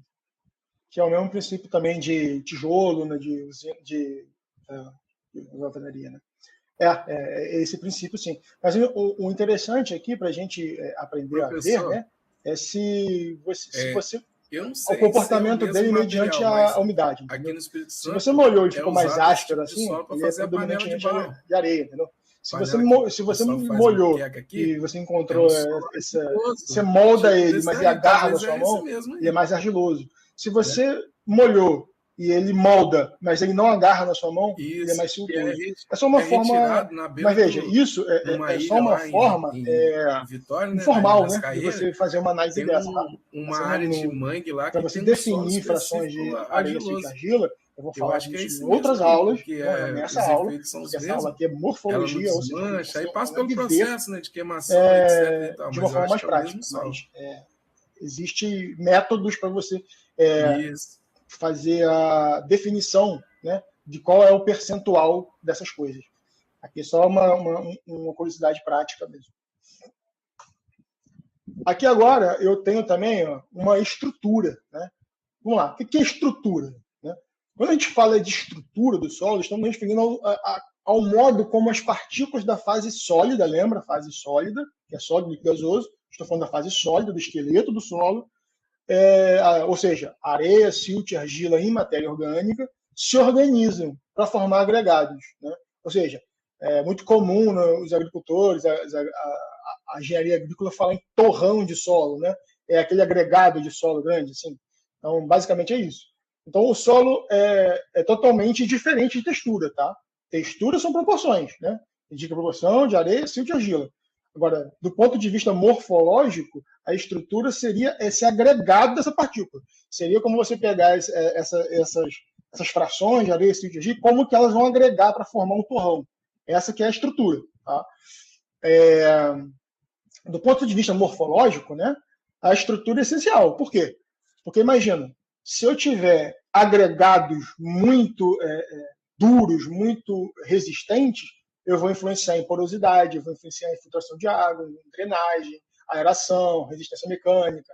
Então, veja, como a estrutura tem importância. Agora, no solo com uma boa estrutura, né, ele vai ter agregados mais estáveis, né, ele vai ter poros bem distribuídos, ele não vai ser nem muito poroso e nem pouco poroso, né? No solo degradado, por exemplo, ele tem que ter estrutura colapsada, né? Vai acontecer um selamento. Imagina, quando o solo está compactado, por exemplo, se você compacta o solo, ele vai caracterizar, vai mexer na estrutura dele, ele vai causar um selamento que vai impedir a água de infiltrar. Se a água não infiltra, ela escorre ou empoça. Se ela escorrer, ela erode. Se ela empoça, ela causa enchente. Então, para a gente, tem esse tipo de finalidade também. Basicamente, é a forma como essas partículas texturais estão juntas, né? Aí como que se formam esses agregados, no fim das contas, né? Basicamente, primeiro é preciso aproximar as partículas, né? Elas precisam estar juntas uma da outra. Então, essas partículas são aproximadas, né? Aí ela pode acontecer por ações de raízes, ela pode acontecer porque basicamente empurra, né, as partículas uma contra as outras, pode ser por causa de organismo, e vai essa minhoca, né? E pode ser por floculação, ou seja, quando as partículas elas são aderidas umas das outras, porque elas são polares, né? Elas são atraídas uma pelas outras por poder químico, né? E o passo mais importante, né? Depois que você faz a estabilização dos agregados, aí vai acontecer a estabilização dos agregados, tá? Aí que entra os agentes cimentantes, né? Por exemplo, a argila. A argila é um elemento cimentante. Você forma os agregados e ela vai colando ali esses agregados um no outro, formando os torrões, formando os agregados. Tá? Então, do ponto de vista da morfologia, né, que é o nosso estudo aqui, basicamente ela é importante para entender a conservação do solo. Né? Se você tentar penetrar o solo com alguma coisa e o solo estiver muito duro, ele está com uma estrutura muito compactada, né? É um comportamento mecânico, que pode ser por causa de máquina, que pode ser por causa de pisoteio de animais, mas se você tiver com um solo mais fácil de você inserir, você tem uma estrutura melhor. Tá? Vou passar um videozinho aqui.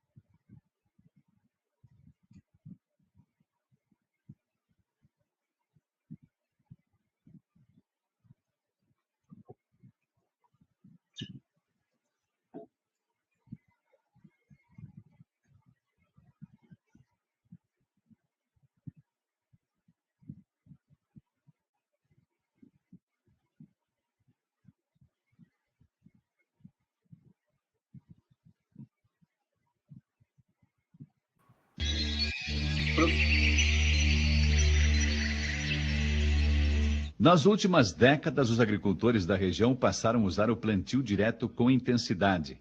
Na lavoura de feijão, por exemplo, podemos observar a palhada do milho da safra de verão, o que ajuda a manter a umidade e impede que a terra escorra nos períodos de chuva. Outra prática também são os terraceamentos. Nesta área, a presença de variedades de cobertura do solo no inverno se somam à palhada da soja colhida há algumas semanas. É o tripé do plantio direto. Não revolver o solo, mantê-lo coberto e com rotação de cultura. Outra prática de aproveitamento que também otimiza o uso do solo é a integração lavoura-pecuária. As plantas de inverno são usadas para a alimentação do gado a campo, mas tanto o plantio direto, com o uso intenso das máquinas, quanto a integração lavoura-pecuária com o pisoteio dos animais, pode compactar o solo. E como saber se é necessária a intervenção na terra? A professora da UTFPR de Pato Branco, Raquel Muylaert Lopes Guimarães, ao concluir seu doutorado sobre física do solo na Escócia, desenvolveu um método simples, a avaliação visual da estrutura do solo.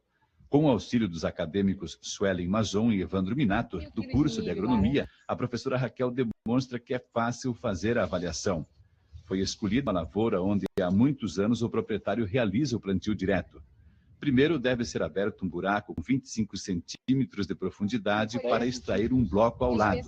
Cavar nas paredes opostas paredes opostas, e a gente vai retirar o bloco nessa parede aqui. Por quê?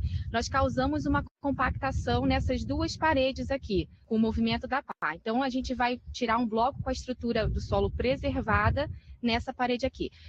Com cuidado e com o uso do pá com folha reta de 25 centímetros, retirar um bloco com uma espessura entre 10 e 15 centímetros e colocá-lo num recipiente. Para fazer a avaliação, são necessários alguns cuidados para desagregar o bloco de terra. Desagregando sempre para a lateral. Então, aqui é a superfície do solo, aqui é a parte mais profunda, sempre para a lateral, porque eu não posso esticar esse bloco que eu retirei. Então, a gente pode perceber que tem uma camada menor aqui na superfície, que está desagregando bem facilmente, uma camada bastante friável, quer dizer, o solo está destorroando bem facilmente. E a gente nota, ó, que aqui, mais profundo, em torno de 15 centímetros, dos 15 centímetros até os 22 que nós mostramos, os agregados, eles estão mais compactados. A pesquisadora entende que ainda é possível recuperar este solo apenas com cobertura verde. Como a gente tem uma estrutura que ainda está adequada, vamos colocar aqui a régua, de 0 até mais ou menos uns 13 centímetros, ainda dá para a gente, com uma rotação de cultura, introduzindo uma cultura com sistema radicular, ou as raízes mais agressivas, como um nabo, até mesmo a aveia, a gente ainda consegue recuperar esse solo. Ao comparar o solo da lavoura com um bloco retirado da mata virgem, as diferenças são gritantes. À medida que a gente vai desestruturando, a gente já pode observar que é um solo praticamente solto, sempre com grande presença de raízes que vão para todo o local. Beleza. Então, essa é a parte da estrutura, né? Então, você vê aqui desagregados, né? Dá para ver aqui você o papel, quebra a função ele, da raiz. a gente chama ele com facilidade, chama de Agora, freável, olhando assim, né? um comparativo Ele entre vai esse deforma, solo e esse solo aqui, é nitidamente... Quando você aperta e você não consegue quebrar ele com facilidade, significa que essa pode encontrar estrutura agregados fortes. não tá, E para desfazer esses agregados fortes, a professora Raquel ensina que a cobertura verde é importante. Forrageiro, se você tiver, aveia, muito comum, o próprio por exemplo, consórcio de aveia e azeveia, então elas região conseguem penetrar nas camadas mais compactadas. Depois esse sistema radicular ele vai morrer e vai deixar aquele canal, que aí a soja e o milho vão usar para poder atingir camadas mais profundas à procura de água e nutrientes. Aí o que vai acontecer? Você vai ver aqueles pastos todos falhados, né? Por quê? Porque a água bate no infiltro, porque o solo está compactado e você vai ter vai trazendo material, né? Você vai tendo erosão, esse material você vai deixando essa camada superficial que envolve camada orgânica e sedimento sendo removido, e você vai criando grandes pastos falhados, né? Então é a forma que a gente utiliza. Então, para a área, porque se você pensar, para a defesa civil, isso é uma área tanto de carreamento de sedimentos, é uma área dependendo das circunstâncias, pode ser uma área de erosão grave, que pode chegar ao lençol freático, ou, dependendo da ocasião, se você tiver, por exemplo, uma cidade embaixo de uma área de pouca vegetação e compactação de solo, inevitavelmente você vai ter mediante a chuva, você vai ter uma verdadeira cachoeira dentro da cidade. Então, assim, você só observando a paisagem, como ele é manejado, você já consegue inferir algumas coisas. Então, essa é a proposta inicial da parte de morfologia. A gente volta a falar de estrutura depois, mas de forma física. Aqui a gente está falando só de você ler a paisagem, observar o que a paisagem está te dizendo e o que ela está te dizendo sobre o potencial risco. Tá? Então, um outro ponto aqui é da consistência. Né? Então, basicamente, o que é consistência? É uma das formas mais práticas, né, de entender como o solo responde à umidade. Quando o solo está seco, por exemplo, a água está praticamente ausente, né, entre partículas. Então, o material fica rígido, fica frágil. Então, vai quebrar com facilidade. Né? Se esse estado do solo indica fragilidade, indica boa resistência, mas também pouca capacidade de deformação. Quando o solo, por sua vez, está úmido, especialmente entre os limites de plasticidade, ele passa a ter um comportamento plástico. Tá? Então, úmido tem comportamento plástico. Isso acontece porque a água forma películas ao redor das partículas de argila. E essas películas, inclusive, que retêm água no solo. Um solo que é bastante argiloso, ele tende a reter água, né? Porque essas águas formam películas no entorno dos grãos, né? Por quê? Porque a água, assim como a argila, que são elementos pequenos, né? Que são elementos polares, se atraem. Então, essa água fica presa no entorno dos grãos de argila. Então, basicamente, esse aí da plasticidade, molhado, né? É a parte mais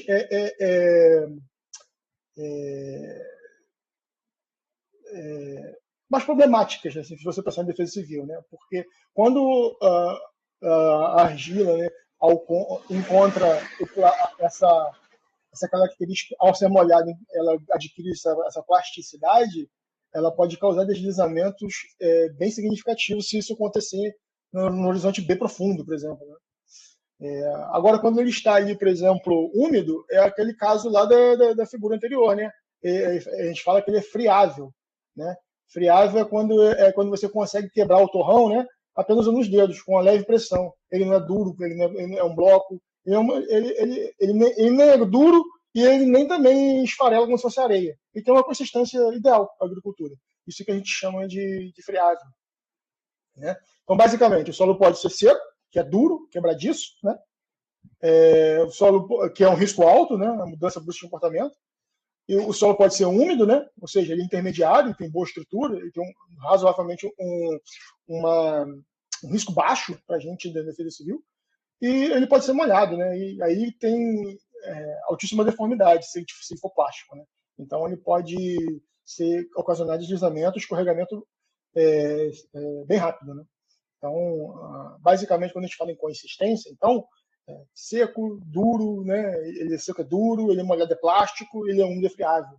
Seria mais ou menos isso, que se a gente pudesse observar. Seria aquele teste que aquela mulher fez no anterior, sendo que inserindo água, né? Então você vai vendo quais são as características ali. Quando aquele mesmo solo está seco, quando aquele mesmo óleo está normal, seria aquela parte friável, ou quando você insere água naquele mesmo solo. Então você pega a mesma amostra e bota sobre essas condições. Então você bota a mesma amostra seca, a mesma amostra úmida e a mesma amostra molhada. Aí você vai tendo a noção de consistência desse solo. Então, bom, mais algumas reflexões sobre o conteúdo, né? Perguntando para vocês aí, qual a diferença entre textura e estrutura? Quem se arrisca?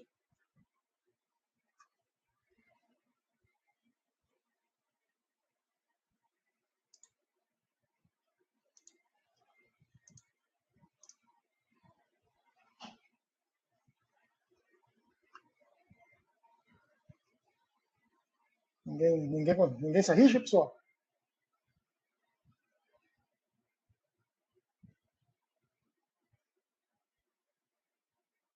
Vamos lá, rapaz. Pode falar. Fala aí.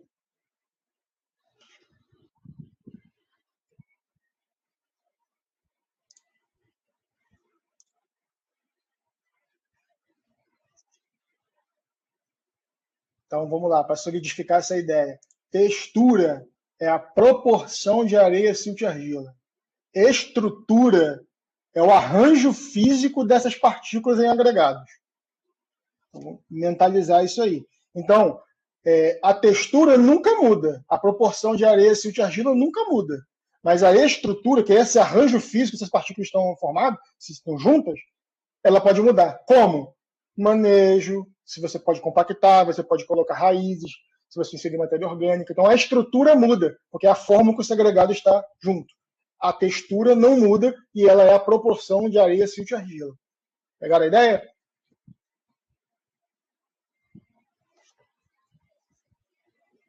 Então, aí, ó, a estrutura do solo pode ser recuperada? Vou arriscar.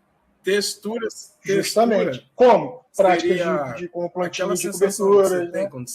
Adição assim, de matéria orgânica, raízes profundas, redução do revolvimento do solo, ou seja, aração, fazer plantio direto, são que a gente vem discutindo, né, que são técnicas de agroecológicas, né? Qual é o impacto da estrutura na defesa civil, então?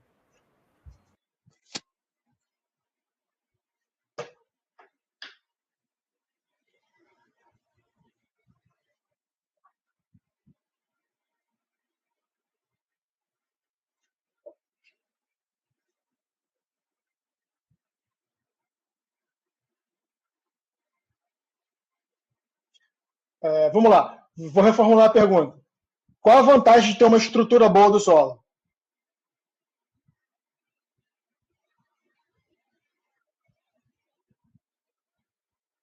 Você tem uma infiltração adequada. É isso aí. Você tem uma infiltração adequada e menor erosão. Agora, se eu tiver uma estrutura ruim, destruída, risco de enchente por selamento, erosão eu concordo, e o selamento vai causar enxurradas, né? E instabilidade em taludes. Né? Perceberam? A estrutura é importante, mas ela é alterável. A textura tem a ver com as proporções daqueles três tamanhos de grãos, e ela não muda. Ela diz muito sobre o solo, mas ela não muda. A estrutura pode mudar, mas é como a gente constrói ou como a gente usa o solo. Tá? Pode falar. O enfraquecimento do solo causando deslizamentos, afundamentos. Pode falar. Certo.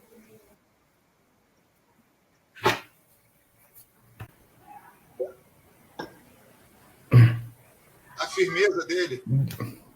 Sou mais firmeza.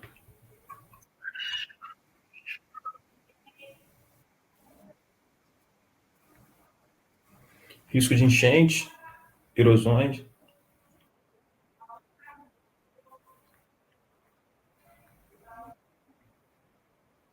Tá, você vai mudar a textura desse terreno, mas primeiramente, isso não é automático, lembra? Todo o solo se forma com base naqueles 5 fatores, e um deles é o tempo e o clima. Então, automaticamente, quando você bota areia em cima de um solo argiloso, você não está alterando o solo. Esse solo vai ser alterado ao longo de milhões de anos, quando esse material for temperizado e remisturado. Então, só o ato de você colocar areia em cima de um, você não está mudando o solo em si. Você só criou uma camada de areia. Assim, mas se começar a colocar um material que tem uma estrutura diferente, uma textura diferente, mais um videozinho aqui agora, né? Como que descreve o perfil de solo? Eu não corro o risco de mudar essa textura. Vamos supor que eu pego um terreno que predomina, que seja argiloso, e eu começar a colocar um material que seja predominante as partículas arenosas. Eu não vou mudar a textura desse terreno?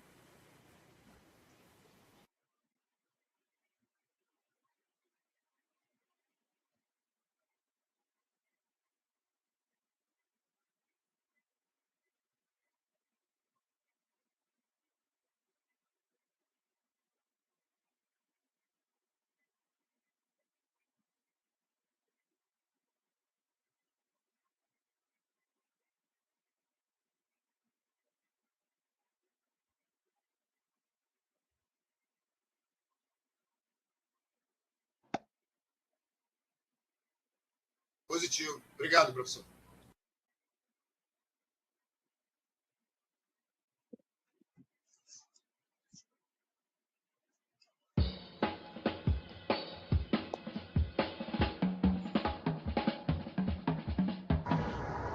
Para estudarmos o solo, não podemos apenas observá-lo pela superfície. É necessário estudarmos ele por dentro. Assim como o médico também faz exames em um paciente, também temos que examinar o solo para conhecê-lo.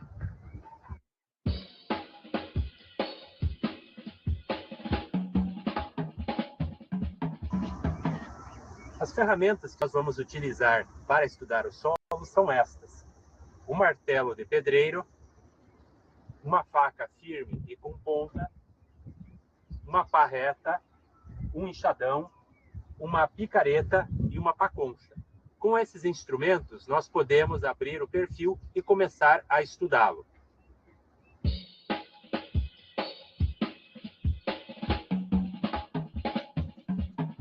Para estudar um solo do ponto de vista didático, podemos pegar, por exemplo, um barranco na beira da estrada, o barranco de uma construção, desde que esse material não tenha sido cortado ou tenha sido soterrado. Só que nesses barrancos, em função da chuva, em função do crescimento de plantas, muitas vezes eles estão alterados, de maneira que não é possível perceber com exatidão o solo. Então, o que faremos é justamente limpá-lo primeiro com as ferramentas. Ao limpar o perfil, o que veremos perceber é que será mais fácil observar, então, as diferentes camadas que compõem o solo. Então, a primeira fase do estudo do solo é limpar o barranco para, então, poder percebê-lo melhor.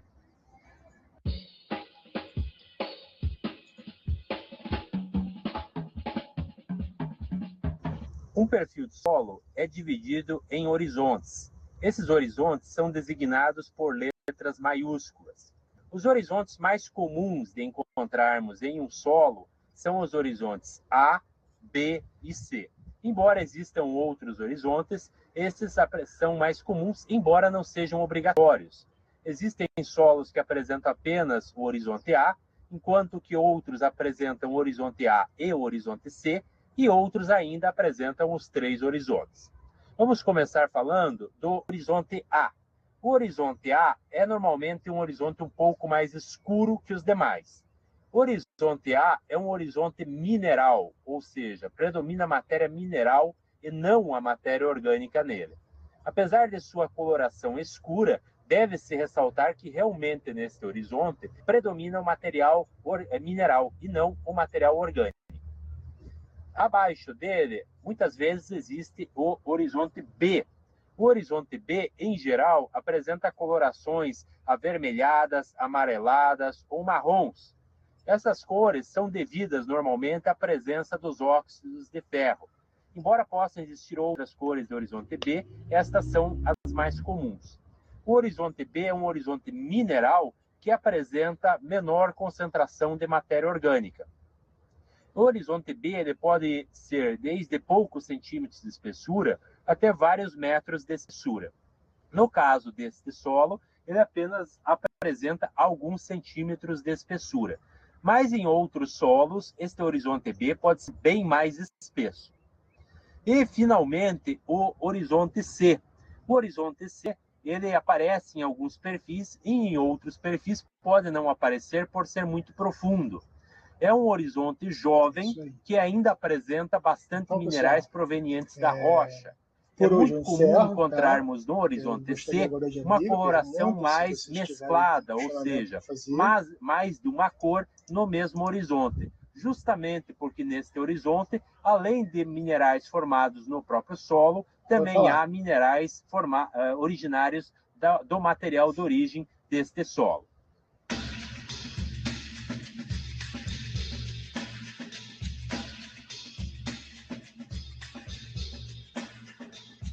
Então, solo branco é aquele solo extremamente lixiviado, né? Aquele solo que já foi toda a camada orgânica foi removida, solo de ausência de material. Então, se eu pensar em solo branco é porque ele foi removido. Agora, existem outras circunstâncias de solo branco também, mas eu acho que não deve ser o caso se existem camadas de sal. Mas não é o caso, eu imagino, nesse caso não é.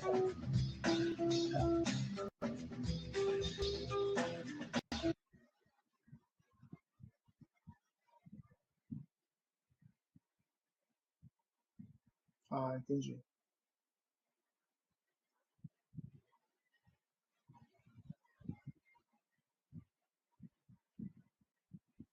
A Viu Irene está querendo falar alguma coisa, Carole. Está com a mão levantada. Então, dúvida mesmo. É entendi. que quando eu Geralmente quando a gente fala em solo branco é porque ele foi lavado, né? Ele foi lavado pela água. Então solo branco muita quantidade em meio de água. às vegetações. Mas nesse caso aí, como tem mármore, pode ser a rocha-mãe, né? Pode ser a rocha em si, que já vai dando aquela característica. Lembra, a rocha-mãe é uma das razões, né, para você ter coloração no solo. Imagino que, nesse caso aí, pode ser a presença do mármore.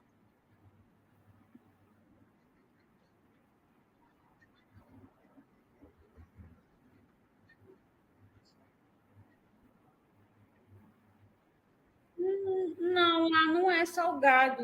Eu acho até estranho, porque assim, eu vou para uma região que é depois de Cachoeiro de Itapemirim, na montanha. Lá tem muito negócio de mar, essas coisas. Tem uma mata lá que eles têm até um certificado de ar puro, de pureza. Eu diria que você que nesse tem caso fungo deve ser vermelho mineral. lá que Pode só falar, vai onde tem o ar 100% puro. Tem um certificado lá. Só que em meio às matas tem essas areias brancas que eu fico olhando assim, parece areia de praia. Entendi.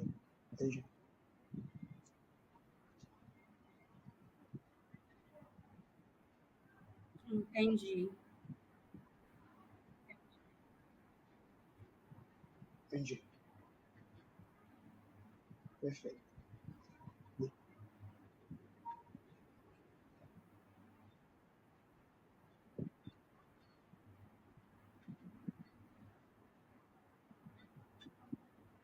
E lá, assim, são vários pontos na cidade, lá em Vargem Alta. Vários pontos na cidade, você se desloca de uma ponta para outra na cidade, que fica nas montanhas, e em vários pontos tem essas areias brancas e meias vegetações que tem esses ar lá puro que eles falam. Aí sempre me chamou a curiosidade por conta dessa diferença. Professor, eu conheço lá essa região que ela está falando, Morro Branco. Aí argila branca, né, pode chamar de argila branca ou caulim, o material que compõe aquela região lá. Na verdade, a gente vai estudar mais à frente as erosões. Falou, tem, existem alguns tipos de erosões, né? Laminar, revestido de branco. Né? O pessoal por fala sulcos, que é argila branca, momento, até chegar a vassoroca. Né? Mas basicamente é por ausência de cobertura vegetal. Então, a forma com que a gente coloca, a gente cobre esse solo é que trabalhei vai algum tempo, conforme eu falei, no INEA, no IEF, né? Claro que o tipo de solo e trabalhei numa unidade de conservação chamada Parque Estadual da Pedra Branca, considerado um dos maiores parques urbanos do mundo. E quando a gente fazia a fiscalização lá, nós começamos a notar que a parte que era aberta à visita, as pessoas transitavam, e a área que era a passagem dessas pessoas para andar pelo parque, ela estava começando a sofrer um processo de... Não sei como é que é o nome certo, vossoroca, começava a perder a cobertura vegetal e ficar praticamente na argila. E aí, aqueles lugares, quando chovia, a água passava muito por ali, e começamos a fazer um trabalho de diminuir a passagem das pessoas ali no parque, para ver se a vegetação regenerava. Mas fica uma coisa bem difícil. Tem muita gente, entendeu? Eu vou falar para vocês da unidade 3. Então, até semana que vem, a gente libera também a unidade 3 de situação. Fala aí, Samanta. E eu tenho muito medo, porque se nós não fizermos... Se a gente não colocar a quantidade...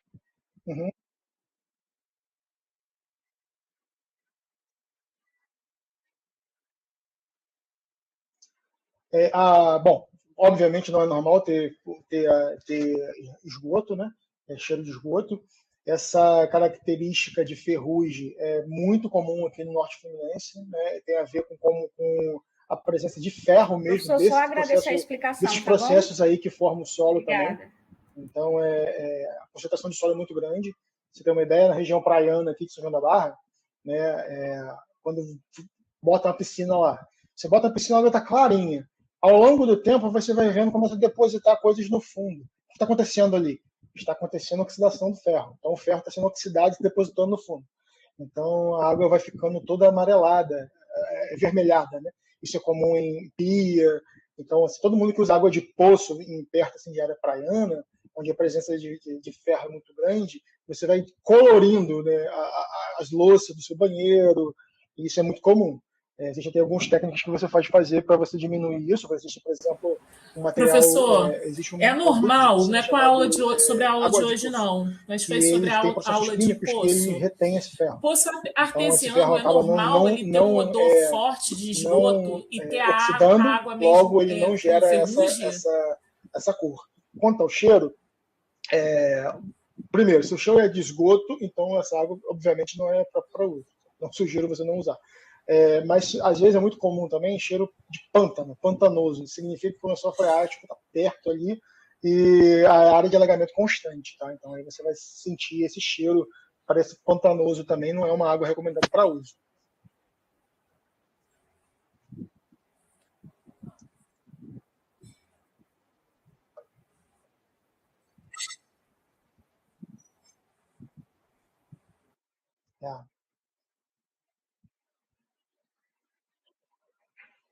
É comum.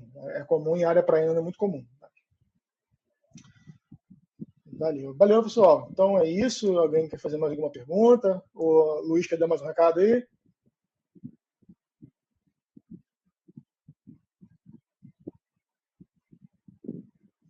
Então, beleza, pessoal. Grande abraço aí. Até terça-feira.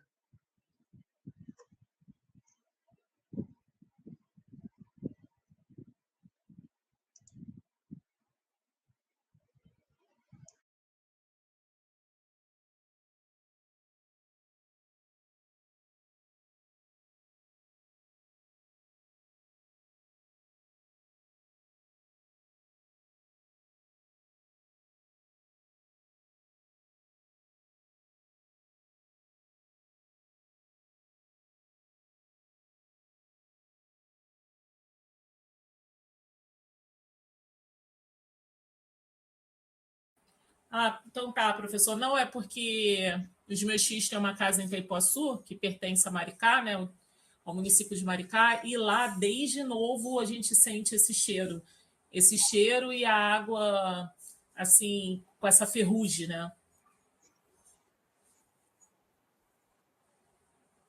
Então, obrigada.